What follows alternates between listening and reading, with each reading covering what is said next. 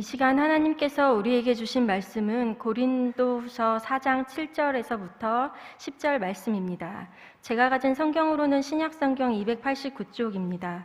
고린도후서 4장 7절부터 10절입니다. 한 절씩 교독 후에 마지막 절은 합독하도록 하겠습니다. 우리가 이 보배를 질그릇에 가졌으니 이는 심히 큰 능력은 하나님께 있고 우리에게 있지 아니함을 알게 하려 함이라. 우리가 사방으로 우겨쌈을 당하여도 쌓이지 아니하며 답답한 일을 당하여도 낙심하지 아니하며 박해를 받아도 버림받지 아니하며 거꾸로 뜨림을 당하여도 망하지 아니하고 우리가 항상 예수의 죽음을 몸에 짊어짐은 예수의 생명이 또한 우리 몸에 나타나게 하려 함이라. 아멘. 어두운데 빛이 빛이라 말씀하셨던 그 하나님께서 예수 그리스도의 얼굴에 있는 하나님의 영광을 아는 빛을 우리 마음에 비추셨느니라. 아멘. 고린도후서 4장 6절 말씀으로 오늘 이 밤 성도님들 축복하고 싶습니다. 하나님의 영광을 아는 빛을 사모하는 우리 성도님들 되시기를 축복합니다.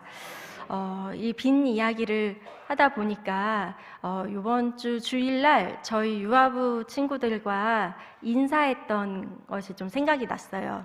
저 따라서 한번 인사해 보시겠어요? 네. 네, 제가 이것 때문에 지금 떨리고 있는 것 같은데, 네. 따라해 보세요. 반짝반짝 빛나는 나, 너, 우리는 세상의 빛. 되게 잘 따라하시네요. 제가 이것 때문에 떨리는 것 같았는데, 네. 그럼 다시 한번 인사해 볼까요? 진짜 옆에 있는 분 이렇게 나, 너, 우리는 이렇게 하면서 한 번 더 인사해 볼게요. 반짝반짝 빛나는 나, 너, 우리는 세상의 빛. 네. 세상의 빛으로 이 시간 우리를 불러주신 하나님께 또 영광을 좀 올려드렸으면 좋겠습니다. 하나님 감사합니다. 네, 정말 옆에 분들하고 그렇게 인사하니까 반짝반짝 눈이 부시도록 빛나는 것 같은가요? 네, 눈이 막 부시죠. 네, 그렇습니다. 우리 마음에 비추신 그 빛으로 세상의 빛으로 살아갈 것을 오늘 이 시간 기대하며 우리 오늘 말씀을 좀 같이 나눴으면 좋겠습니다. 이렇게 함께 나눴던 축복 구절에 있는 예수 그리스도의 얼굴에 있는 하나님의 영광을 아는 빛, 이 빛은요, 오늘 본문 말씀 읽었던 7절에 나오는 바로 보배입니다.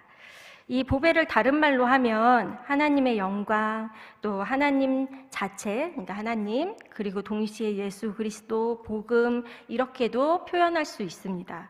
그런데 어떤 보배인가? 과연 그러면 그 예수 그리스도가 보배라고 하는데 어떤 보배인가? 골로새서 2장 3절 말씀에 보면 그 안에는 지혜와 지식의 모든 보화가 감추어져 있느니라. 아멘. 그리스도 안에는 지혜와 지식의 모든 보화가 감춰져 있는 그 보배가 바로 그리스도 그리고 하나님 자체이십니다. 오늘 이 밤 예배드리러 오신 모든 성도님들은 이 보배가 있으신가요? 네, 아멘. 네, 아멘입니다.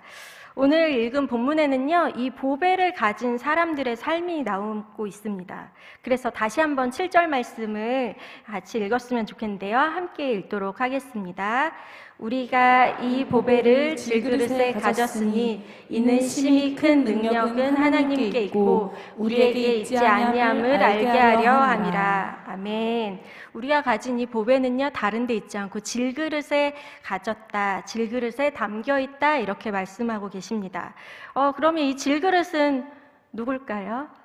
네, 바로 저희입니다. 바로 우리를 가르쳐서 질그릇이라고 말씀하고 계십니다. 이와 같은 표현에는요, 성경에 많은 곳에도 나와 있지만 특별히 성도님들 잘 아시는 대로 로마서 9장에 보면 하나님은 토기장이, 그리고 우리는 한 줌의 진흙으로 만들어진 그릇이라고 이렇게 또 말씀하고 있는 것들을 알고 계실 것입니다. 그런데요, 이렇게 진흙으로 만들어진 질그릇의 특성 중에 하나는 이 질그릇이 와장창 깨진다는 거예요. 정말 너무 약하고, 그리고 조금만 금이 가면 이제 금이 가는 대로 계속해서 틈이 생겨서 원래 용도로 제대로 사용할 수 없는 것이 이 질그릇인데요.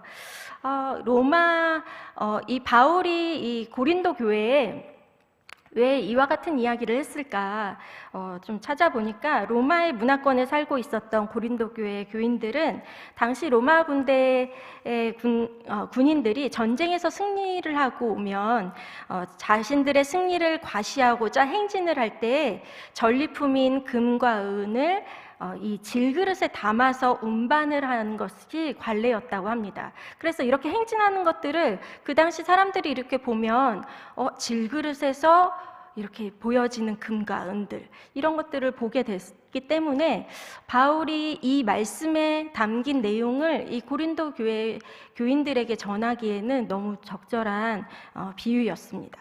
그런데 사실 저는 이 말씀이 그렇게 이해되지 않는 삶을 살았던 것 같습니다. 보배를 담아두는 거라면, 그렇게 귀중한 보배를 담아두는 거라면 어떤 것으로도 뚫을 수 없는 이중 잠금 장치가 되어 있는 금고에 넣어두던가, 아니면 이 보배에 걸맞게 화려한 보석함에 담아두어서 아무도 손을 못 대게 어디에 이렇게 높은 곳이나 아니면 깊숙한 곳에 이렇게 감추어둬야 할 것 같다는 생각이 제 안에 있었던 것 같습니다. 그렇기에 보배를 담아두는 질그릇된 나의 삶은 더 완벽해지려고 노력하고 또 실수하지 않으려고 하는 모습들이 마치 이 질그릇을 멋지게 포장해야만 할 것 같고, 그리고 이 질그릇에 다른 무엇인가를 계속해서 덧붙여서 더 단단하게 만들려는 수고와 애씀과 눈물 나는 노력들이 주로 제 삶에 있었던 것 같습니다. 그런데 저에게 뭐 많은 일들이 있었지만, 이 말씀을 이해하기 위해 하나님께서 참 많은 일들을 제 삶에 허락해 주셨지만, 특별히 이 말씀을 준비하면서 생각났던 한 사건이 있었습니다. 한 8년 전에 저한테 이런 일이 있었는데요. 제가 이제 오래전에 헌신을 하고, 그리고 나서 이 복음에 대해서 더 많이 알게 되고 하나님 사랑에 대해서 더 알게 되니까, 그럼 더 뭐 하고 싶을까요? 더 헌신하고 싶은 거예요. 더 하나님께 제 삶을 드리고 싶고. 그래서 제가 사역하던 교회에도 사임하고, 그리고 뭐 지금도 이렇게 막 얘기하면 아휴, 그 아까운 걸 왜 그만뒀어? 막 이렇게 얘기하시는 그럴 만한 직장도 내려놓고, 그리고 주위의 수많은 사람들과의 관계, 이런 사람들과의 관계와 모임들, 이런 데서도 마치 잊어버린 사람처럼, 잊혀진 사람처럼 그냥 무작정 그때 말씀하신 그 자리로 순종하며 헌신했던 시간이 있었습니다. 6개월간 함께 공동체 생활을 하면서 훈련받았던 선교 훈련을 받았던 그 자리로 헌신을 했는데요. 그런데 6개월이 아니라 6개월 지나고 나서 나 더 알고 싶어. 그래서 6개월 또 헌신하고, 그러고 나서 이걸로 충분하지 않아. 막 이렇게 제 안에 막 엄청난 도전들이 막 있어서 막 충분하지 않아. 그래서 2년을 더 이렇게 공동체 훈련을 하면서 함께 지내고, 또 그 안에서 함께 예배드리는 공동체에 있게 되었습니다. 그렇게 이제 하나님 앞에 제 모든 삶을 다 드리고, 하나님 앞에 이제는 하나님 저 뭐든지 다 가능해요. 말씀만 하세요. 제가 다 순종할게요. 막 이렇게 막 준비가 막 다 돼 있었어요. 너무 신나고, 그 날마다의 삶이 앞으로의 제 미래의 어떤 일을 계획하고 준비하는 것보다도 그 당시에 그 순종이 저한테 너무나 행복했습니다. 그런데 어느 날 아침에 눈을 떴는데, 잘 잤다 했는데 손가락 하나가 안 펴지는 거예요. 흔히들 방아쇠 증후군 이렇게도 이야기를 하는데, 병원에 가서 아무리 진단을 받아도 왜 그런지 몰랐어요. 그래서 좀 불편한데 이러고 있다가 딸깍 이런 느낌으로 이렇게 손가락이 펴지고, 그래서 이상하다 이랬어요. 그러다가 시간이 좀 지나고 또 어느 날 일어났는데 손이 안 펴지는 거예요. 네, 이 손이 전부 다 펴지지를 않았어요. 그래서 너무 당황스럽기도 하고, 그리고 제가 그때가 30대 중반이었거든요. 이게 꽃다운 나이. 이제 나는 이렇게 살아야 하는가 막 오만 가지 생각이 다 들고, 이래서 이제 막 이쪽 손가락으로 이렇게 하나하나 이렇게 손을 피고, 그리고 뭐 손을 뒤로 꺾어가면서 막 1시간 넘게 막 이렇게 주무르고, 그래야 이제 손이 조금씩 움직이고 막 이런 시간들을 보냈어요.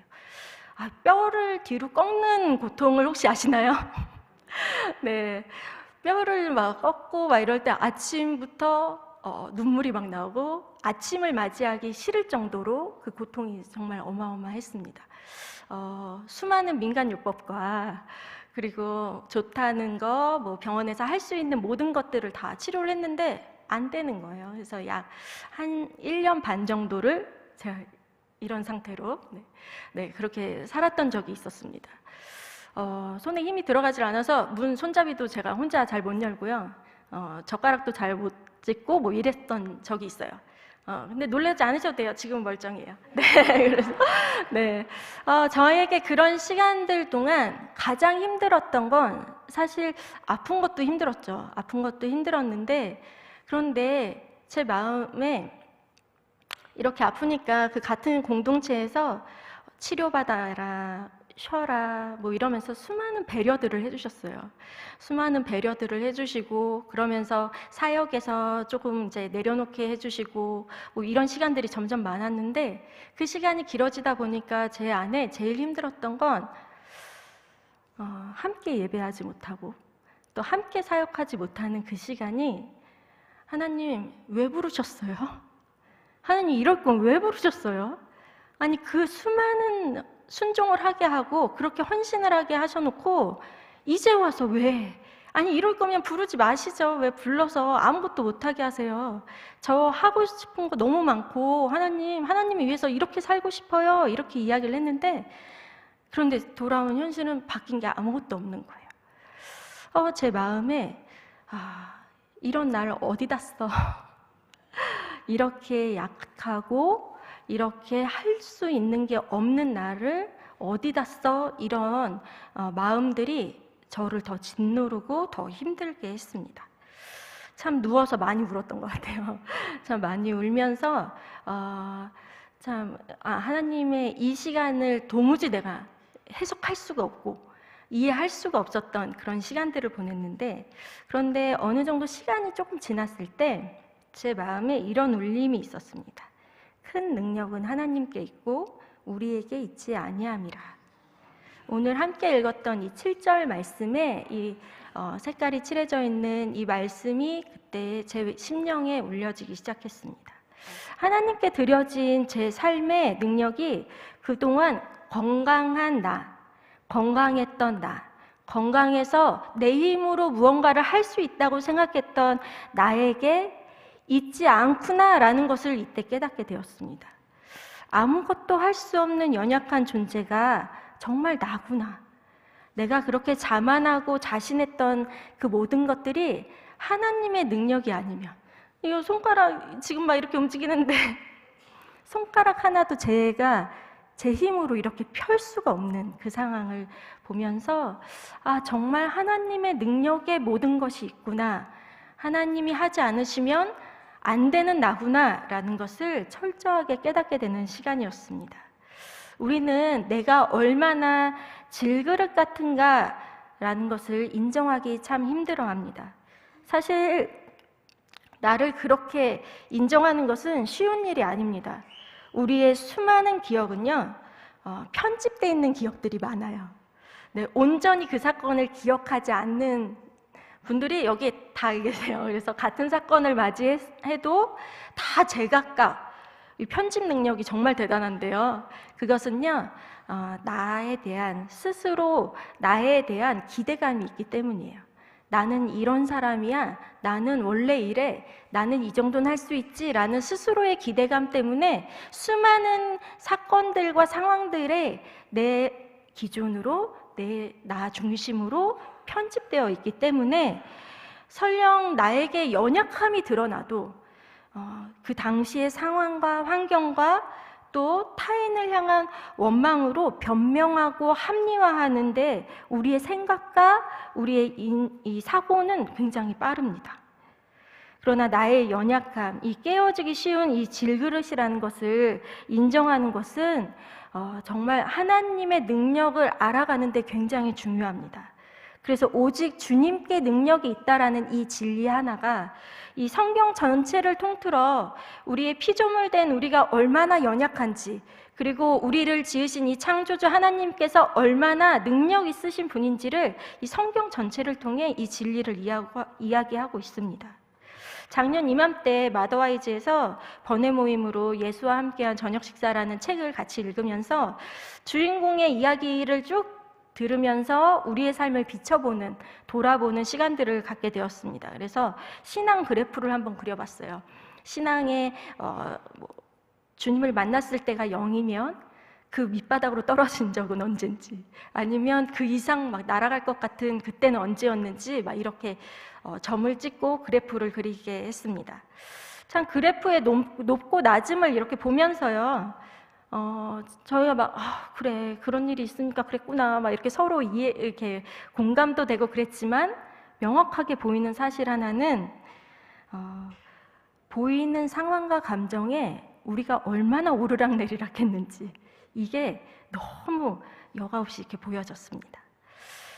거룩해지려고 애썼던 시도들, 그리고 잘하면 잘하는 대로 나는 이 정도는 할 수 있어 하며 자부하고, 또 안 되면 안 되는 대로 믿음과 상관없이 실망하는 그런 모습들, 이런저런 우리의 모습들을 발견하면서 그래도 나는 어느 정도 당당하게 이 사건에 대해선 이런 이유가 있어 라고 말할 수 있을 것 같았는데, 그런데 다시 한번 보니까 정말 변명과 합리화를 이렇게 싹 걷어내니까 그냥 나의 연약함이었구나, 나는 그렇게 할 수밖에 없었구나 라는 것을 인정할 수밖에 없었습니다. 지금 이야기를 들으시는 성도님들도 머릿속으로 그래프를 그려보신다면 어떻게 비슷한 상황일까요?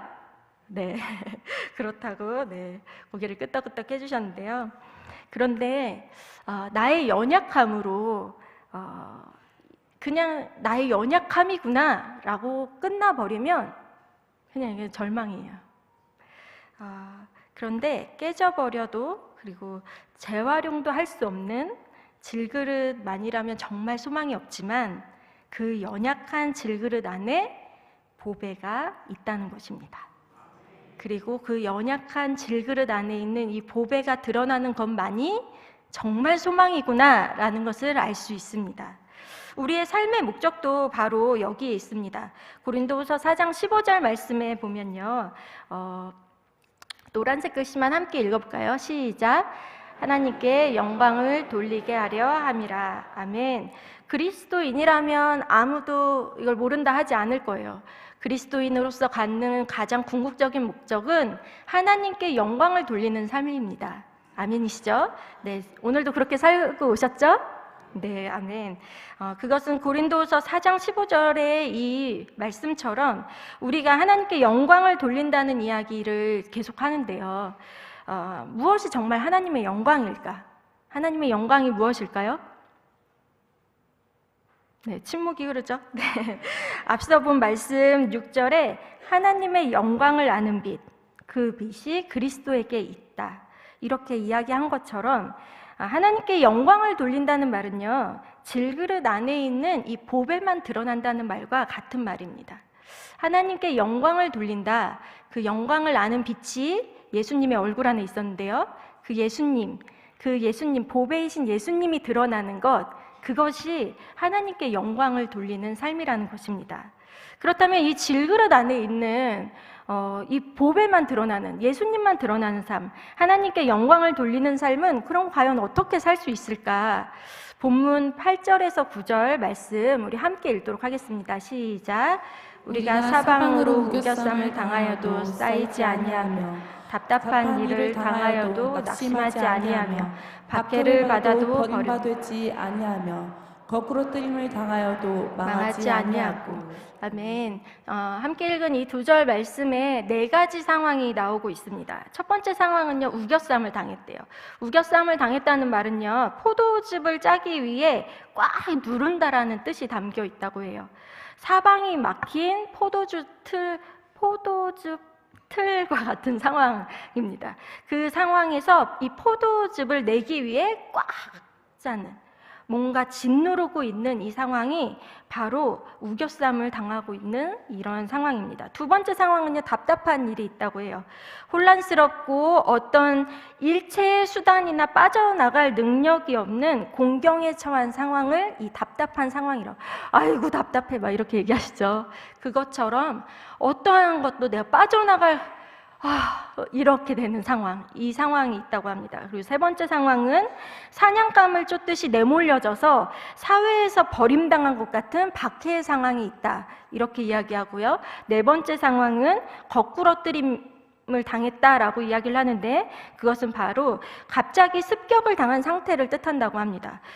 이렇게 갑자기 습격을 당했을 때 아무런 준비 없이 모든 것을 잃어버린 것 같은 그런 상황, 이런 네 가지 상황을 이야기하면서 이 상황에서 하나님께 영광을 돌리는 삶은 무엇인가라는 이야기를 같이 하고 있는 거죠.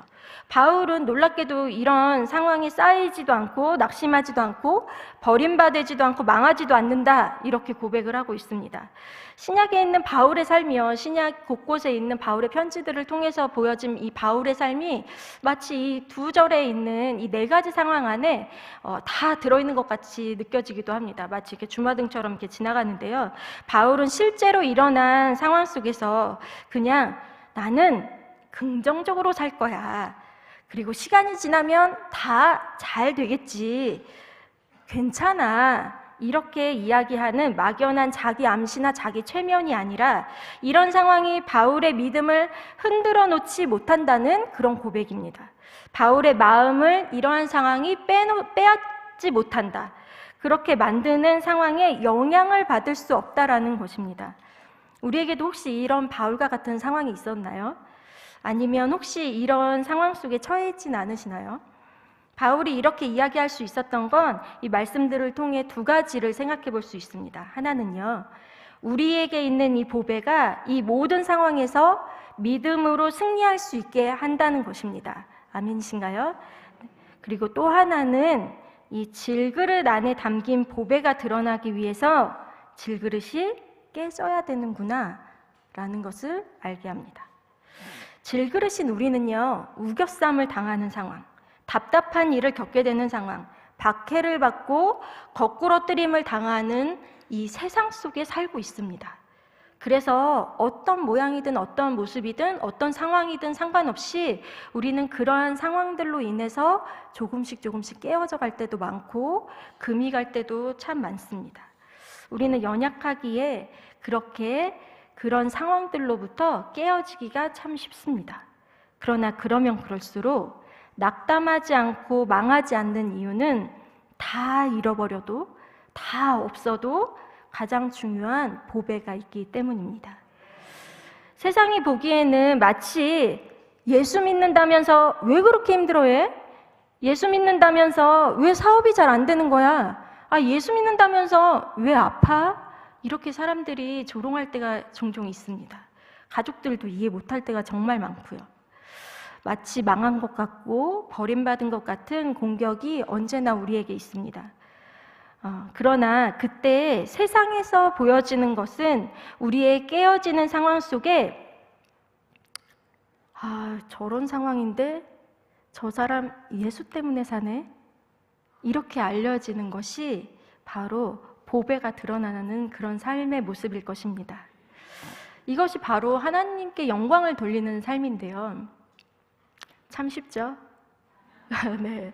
하나님께 무언가 큰 일을 해드려야 되는 것이 아니라 모든 상황 가운데 내가 아니라 내 안에 있는 예수 그리스도로 말미암아 그 상황을 넉넉히 이기고 그 상황에 영향받지 않고 살아가는 삶, 그것으로 인해 저 사람 안에 예수가 사네, 저 사람 예수 때문에 사네, 이런 고백이 들려지게끔 되어지는 삶, 그것이 바로 하나님께 우리가 드릴 수 있는 영광을 돌릴 수 있는 그런 삶인 줄 믿습니다. 인생에 고난만 있지 않습니다. 그렇죠? 우리가 세상이 목표했던 바들을 이루어갈 때 그 이루어지는 기쁨이 우리에게도 있습니다. 그런데 이때가 더 어려울 수 있을 것 같아요. 왜냐하면 잘 될 때 우리는 은근히 능력 있는 나, 잘하는 나, 괜찮은 나, 이렇게 나를 드러내고 싶은 이 세상의 가치관은 계속해서 너를 드러내, 너를 이렇게 너에게 영광을 돌려라는 이 세상의 가치관 안에 살기 때문에 잘 되면 잘 될수록 우리는 교묘하게 예수님은 그저 형식적인 멘트일 뿐 그 영광을 나에게 돌리고 싶어 하게 됩니다. 그러나 나의 능력이 하나님께 있다는 진정한 고백, 그리고 내가 드러나지 않고 오직 예수님만 드러나는 인생으로 인해서 하나님께 영광을 돌리게 됩니다. 그래서 바울은 10절에 이렇게 고백을 했는데요. 10절 말씀 함께 읽어볼까요? 시작. 우리가 항상 예수의 죽음을 몸에 짊어짐은 예수의 생명이 또한 우리 몸에 나타나게 하려 함이라. 아멘. 항상 예수의 죽음을 몸에 짊어져야 한다, 이렇게 이야기하고 있습니다. 그렇게 살 때에 우리가 이 삶이 가능하다는 건데요. 예수님의 죽음을 몸에 짊어져야 한다는 것은 바로 십자가에서 이루신 나의 죄를 대속하신 사건에 대해 날마다 믿음으로 반응해야 된다는 것입니다. 더 쉽게 말하면 저희가 너무 잘 알고 있는, 그리고 암송하고 있는 말씀, 갈라디아서 2장 20절 말씀인데요. 갈라디아서 2장 20절 말씀에 저 노란색 글씨만 함께 읽도록 하겠습니다. 내가 그리스도와 함께 십자가에 못 박혔나니 그런즉 이제는 내가 사는 것이 아니요 오직 내 안에 그리스도께서 사시는 것이라. 아멘. 이렇게 우리가 잘 아는 갈라디아서 2장 20절의 말씀처럼 항상 우리 삶에 이루어지는 것이 예수님의 죽음을 몸에 짊어지는 것이다, 이렇게 이야기하는 것입니다. 내가 사는 것이 아니다. 나는 예수 그리스도와 함께 십자가에 못 박혔다라는 것을 믿음으로 계속해서 반응하며 살아가는 삶인 것이죠. 질그릇이 깨어지는 것은 이상한 일이 아닙니다. 하나님께서 그렇게 처음부터 지으셨기 때문입니다. 그리고 깨져도 괜찮습니다. 우리 안에 있는 그 보배가 내가 깨어지면 깨어질수록 우리 안에 있는, 내 안에 있는 그 예수 그리스도가 이렇게 드러나고 또 생명이 흘러가듯 예수님이 가시기 때문입니다. 질그릇의 깨어짐은 예수 그리스도와 함께 십자가에 못 박힘이고, 그리고 보배는 예수 생명으로 부활한 우리의 삶이 되는 것입니다. 성도님들의 모든 삶이 이와 같은 삶 되시기를 축복합니다. 한 이야기만 하고 오늘 말씀을 마치려고 합니다. 혹시 최건능 목사님이라고 혹시 아시나요? 네, 네, 이름도 건능이셔갖고 되게 엄청난 권능이 있으실 것 같은데, 제가 오래전에 이런 이야기를 들었는데요. 일제강점기에 이 목사님이 체포돼서 일본 순사에게 모진 고문을 당하셨다고 합니다. 그런데 매질을 당할 때마다 예수, 예수, 예수, 이렇게 다른 말 하지 않고 그 이야기만 했다고 합니다. 그래서 일본 순사가 왜 자꾸 예수라고 하냐고 이렇게 물어봤다고 해요. 그랬더니 이 최건능 목사님이 이렇게 말씀하셨대요. 내 속에 예수가 가득 차서 누르거나 건드리면 예수만 나오는 걸 나보고 어떡하라고요? 이렇게 얘기하셨다고 합니다. 우리의 삶에 보배 되신 예수님, 이 예수님으로 충만한 삶, 이 예수님으로 가득 찬 삶, 그 삶을 살게 된다면 우리가 부셔지고 깨어지고 나는 되게 초라해져 가는 것 같아도 그때에도 오직 예수, 오직 예수, 하나님의 영광만 드러나는 줄 믿습니다. 이 이야기를 듣고 와, 이런 멋진 믿음의 선배가 있다는 것에 정말 감사했고요. 또 하나는 나도 저렇게 맞고 깨지고 부서질수록 예수만 나오는 삶이 되는 그런 삶을 소망하게 되었습니다. 그런데요, 또 하나 생각하게 된 게 있었습니다. 참 예기치 않은 상황들이 언제나 우리에게 오는구나. 이 최건능 목사님도 이 상황을 의도적으로 이렇게 하지 않으셨겠죠. 참 예기치 못하는 상황은 언제나 우리에게 오고 참 이해되지 못하는 상황들은 언제나 우리에게 찾아오는구나. 그런데 그 상황은 내 안의 보배가 드러나기에 참 좋은 기회구나 라는 생각을 하게 되었습니다. 특별히 말씀을 준비하면서 저희 교회 학교가 많은 변화를 지금 갖고 있어요. 모리아홀 건축 준비를 하고 또 그거와 맞물려서 교회학교 개편을 하면서 교회학교와 8개 부서에서 또 6개 부서로 또 공간도 베들레헴 예배실, 비전홀, 또 올리브홀 거기에 각각 다시 편성되고 또 물건을 정리하고 공간을 시설물로 옮기고 시간을 막 조율하고 또 교육부서뿐만이 아니라 모든 기관이 유기적으로 협력하고 협조해야 하는 상황들을 보면서 이 말씀을 좀 같이 묵상하게 되었습니다. 그렇구나. 하나님이 우리 개인뿐만 아니라 우리 교회 안에 보배 되신 예수 그리스도를 드러낼 수 있는 좋은 기회를 주셨구나. 그런 생각이 들었습니다. 우리의 능력이 정말 나에게, 우리 교회에게 있지 않고 하나님께 있구나. 수많은 일을 앞으로 더 많이 하게 되겠죠. 더 많은 일들이 진행될 것 같은데요. 우리의 연약함이 엄청 드러날 거예요. 실수도 엄청 많을 거고요. 그리고 불편한 일도 엄청 많아질 거예요. 그런데 우리를 살게 하시는 생명 되신 예수님을 더욱 경험하게 되실 것입니다. 그래서 저는 기대가 됐어요. 말씀 준비하면서도 다시 한번 이 고백을 하면서도 그렇구나 라면서 더 기대가 됐는데요. 모리아홀이 다 완공되기도 전에 우리 안에 드러나는 이 보배로 인해서 우리의 예배 모임 속에서 다음 세대의 회복과 부흥을 이미 경험하겠구나라는 기대가 되었습니다. 아멘이신가요? 우리는 깨어지고 부서지고 또 연약함이 드러나지만 이것을 통해 드러나는 보배로 하나님 영광 받으실 것입니다. 우리 그렇게 함께 기대하며 오늘 주는 완전합니다라는 찬양으로 우리 함께 고백했으면 좋겠습니다.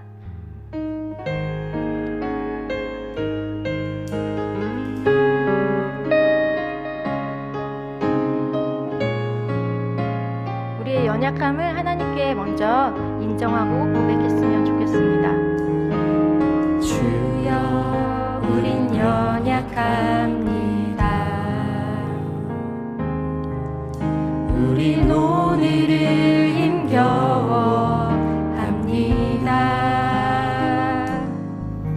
주 뜻 이루며 살기에 부족합니다. 우린 연약합니다. 주여, 우린 넘어집니다. 주여,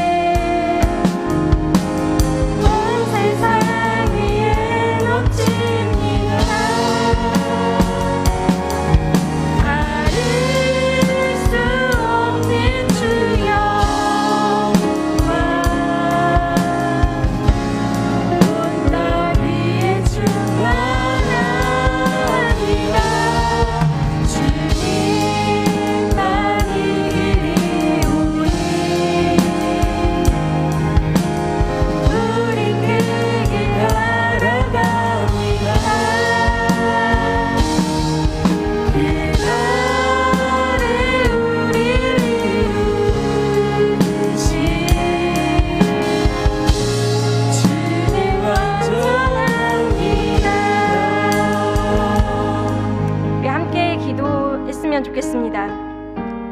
하나님, 저는 연약합니다. 그러나 내 안에 보배 되신 예수님이 드러나는 삶에 순종의 걸음을 걷겠습니다.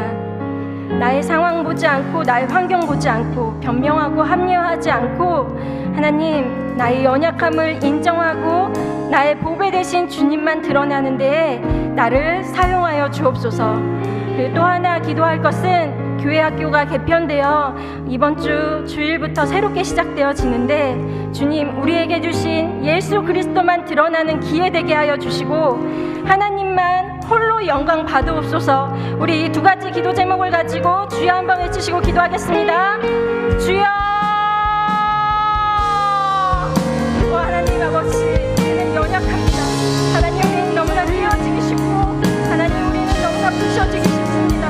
하나님, 그러나 깨어지고 부셔지기 쉬운 나를 부둥켜 안고 사는 하나님, 주님, 나의 잘못이나 하나님, 나의 영광을 채우기 위해 기도하고 있는 삶이 아닌 하나님, 내 안에 계신 그리스도 보배를 드러내는 삶으로 나의 삶을 신종하게 하옵소서. 하나님, 주님 아버지, 나에게 주어진 수많은 기회들과 수많은 상황들이 그저 원망과 불평과 하나님, 그저 한숨만 드는 삶이 아니라 하나님, 그 삶에서 하나님의 그 영광을 드러내는 삶으로 나에게 주신 기회로 삼아 하나님, 주님을 기대하며 나아가게 하여 주시길 원합니다. 하나님, 주님 우겨쌈을 당하여도 하나님, 어떠한 고난 가운데도 박해 가운데도 거꾸로 힘을 당하는 가운데도 하나님, 어떠한 것에도 영향받지 않는 내가 주님만을 붙잡고 사는 바라보는 삶을 주님 우리에게 허락하여 주셔서 하나님, 그 모든 삶 가운데 보배로 인하여 승리하는 삶이요, 보배로 인하여 주님께 영광 돌리는 삶 될 수 있도록 이 모든 삶을 주님 아버지 축복하여 주시기를 원합니다.